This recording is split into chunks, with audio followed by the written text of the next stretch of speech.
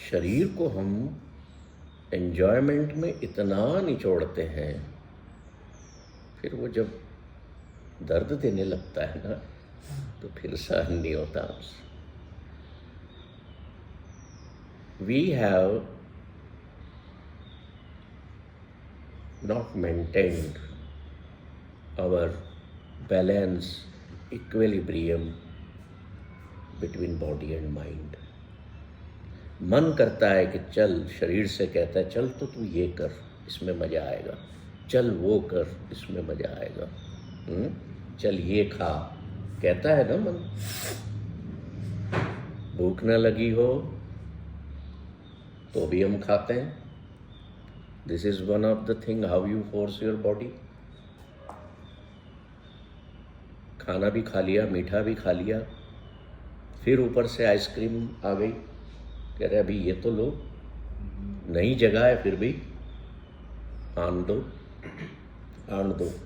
है जी। नहीं होता ऐसा ही होता है।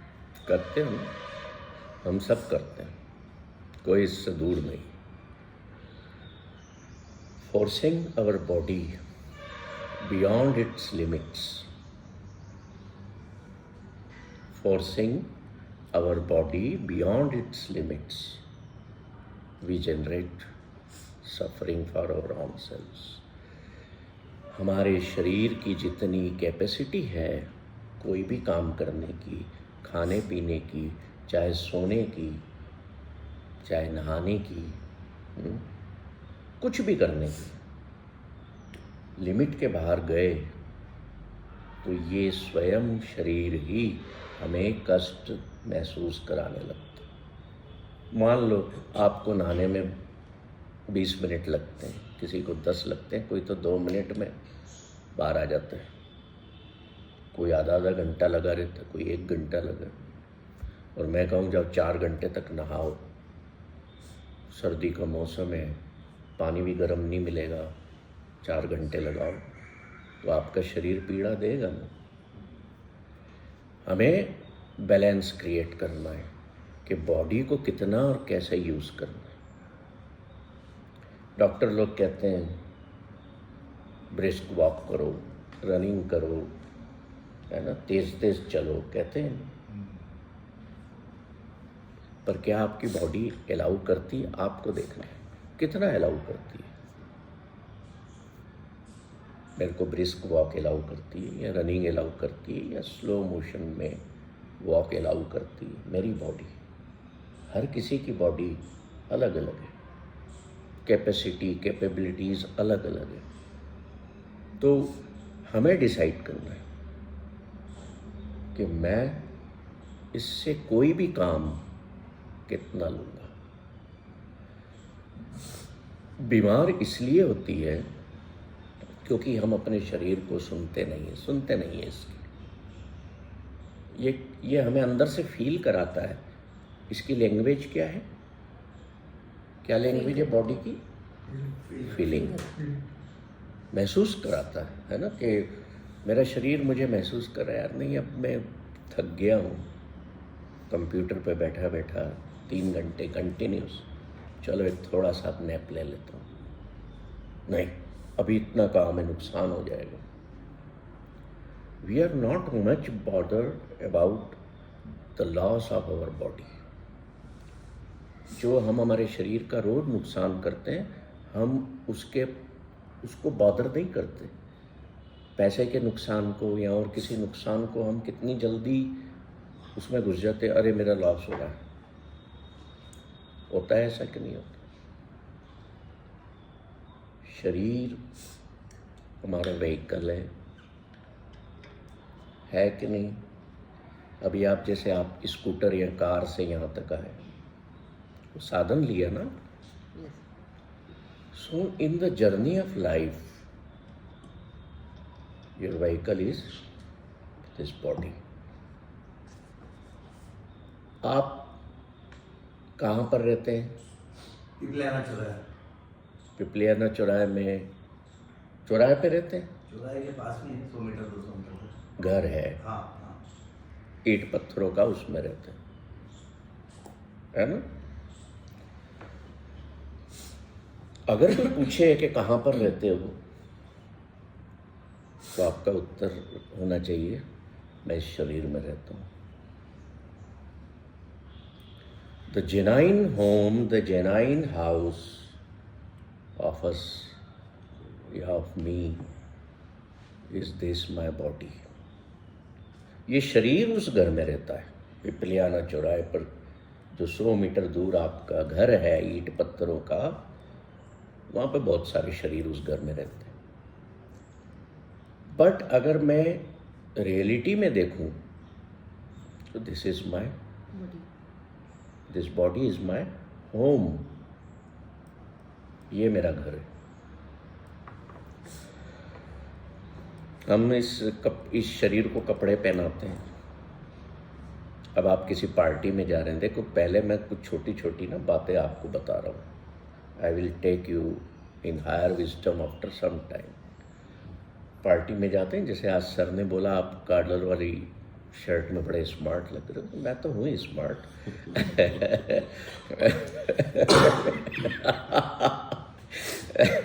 है ना। एक बात बताइए, इस शर्ट के बगैर मैं स्मार्ट नहीं हूँ? हूँ ना।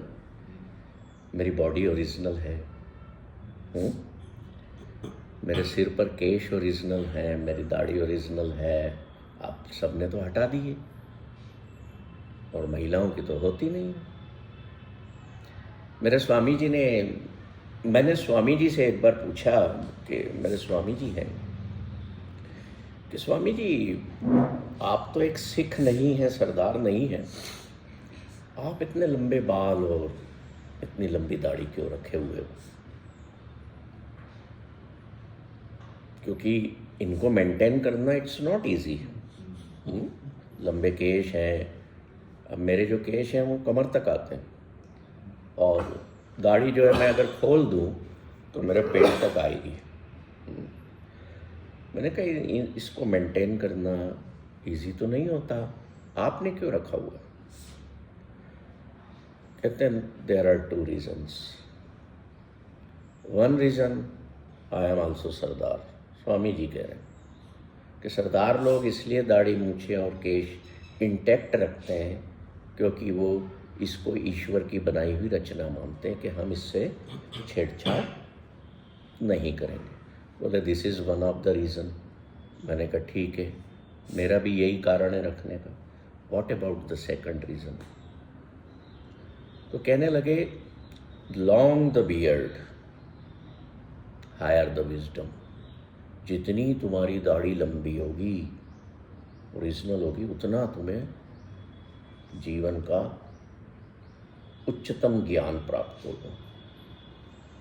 और जो थोड़ी थोड़ी रखते हैं कटिंग करके, अभी तो खैर फैशन चल गया है यंगस्टर्स में, लड़कियां भी कहती है कि हमें तो दाढ़ी वाला चाहिए जिसने थोड़ी रखी हो, ऐसा हस्बैंड चाहिए।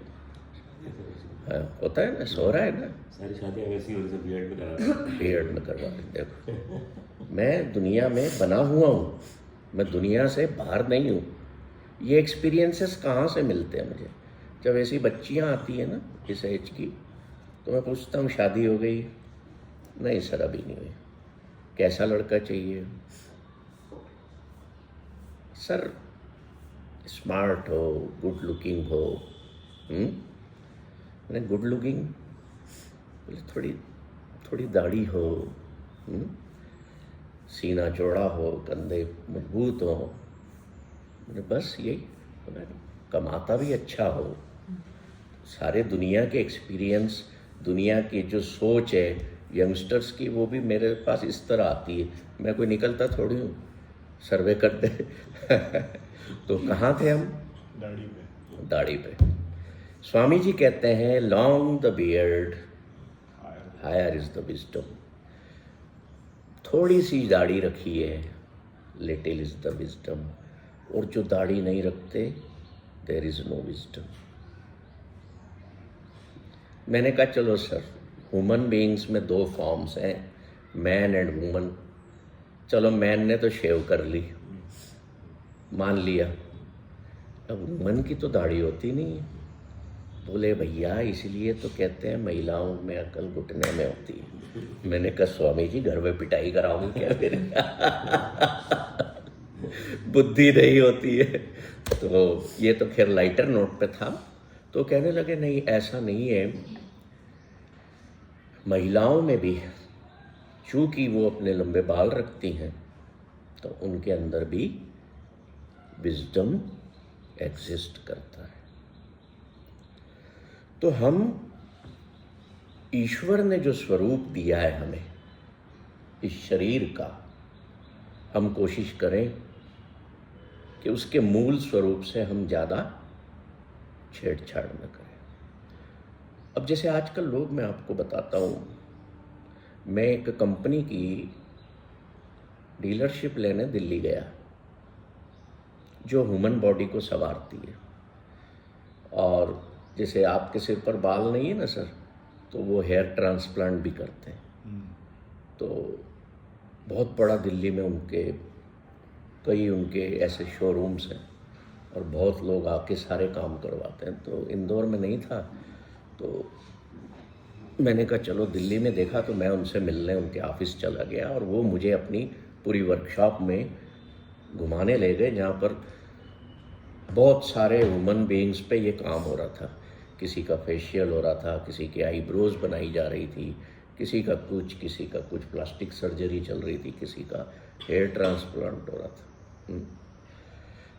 तो तब मुझे पता लगा कि now the world is also transplanting the hair on human head.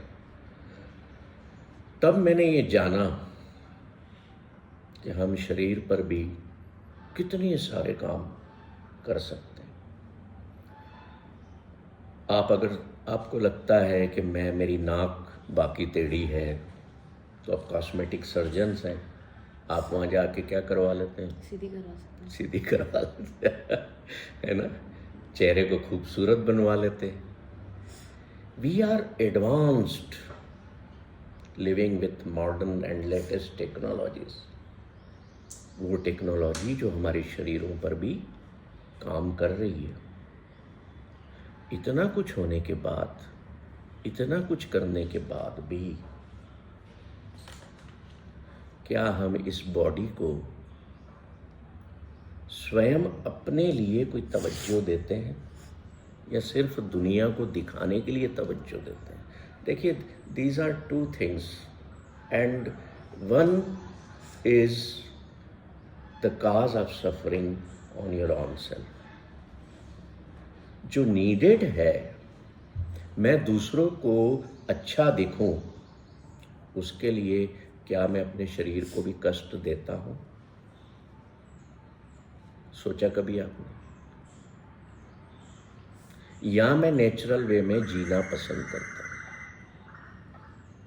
हम कपड़े पहनते हैं इस पर,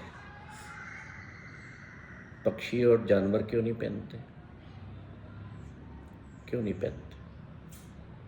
क्योंकि उनके पास मन नहीं है ना?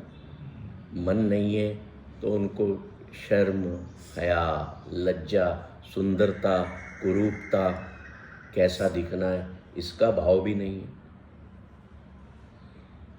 हमारे पास ये मन है ना, तो इसने कह दिया कि शरीर को भी ढको भाई, अपने शरीर को नहीं दिखाना। पर क्या कभी हम स्वयं अपने शरीर को देखे हैं? देखा है आपने अपने शरीर को? टाइम मिला कभी? नेकेड शीशे के सामने खड़े होके कि यही मेरा शरीर पहले बचपन में ऐसा था, अब कैसा रूप ले लिया इसने, या मैं मिडिल एज क्रॉस कर रहा हूँ तो अब कैसा रूप लेता जा रहा है। और आज से 20 साल पहले मैं जब शीशे के सामने खड़ा होता था तो मेरे शरीर की बनावट कैसी थी? Have you felt those changes? उनको एक्सपीरियंस करने की बात कर रहा हूँ, किया कि समय ही नहीं मिलता। कुदरत ने जो इतनी खूबसूरत गिफ्ट दी है, इसके बिना तो हम संसार में आ ही नहीं सकते ना, कुछ तो माध्यम चाहिए ना। देवताओं को भी आना है संसार में तो ह्यूमन फॉर्म में ही आना पड़ेगा, वो जानवरों की फॉर्म तो लेंगे नहीं। तो this body is so precious कि हम इसको कभी लेकर के बैठे हैं कि चल भाई बैठ, तेरे को निहारूं, तेरे को देखूं। ईश्वर ने मुझे इतनी खूबसूरत आंखें दी हैं, कैसे बन गई? जो मैं खाता हूं उसके डाइजेशन में मैं तो कुछ कर नहीं रहा। आप कोई हेल्प करते हैं? खा पी के रवाना हो जाते हो ना, तो कौन उसको डाइजेस्ट कर रहा है? कौन आपकी रोटी में से ब्लड बना के नया शरीर में दे रहा है?